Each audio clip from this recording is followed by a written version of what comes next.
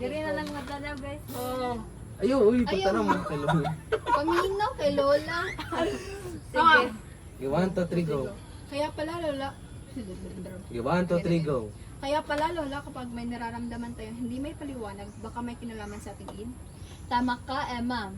Ang id ay bahagi ng ating utak na kumikilos batay sa ating mga primal na pangangailangan at pagnanasa. Ang ego naman ay ang ating conscious na isip na gumagawa ng mga desisyon. At ang superego ay nagsasabi kung ano ang tama at mali ayon sa ating moralidad. Kaya pala may mga saloobin na hindi natin alam kung saan nagmumula. Eksakto! Ang ideyang ito ni Freud ay nagbukas ng mas malalim na pag-unawa sa ating isipan. Kaya naman, ang mga makabagong pag-aaral sa psikolohiya ay batay sa kanyang mga ideya. Lola, parang naging simula po siya ng maraming pang pag-aaral tungkol sa utak ng tao.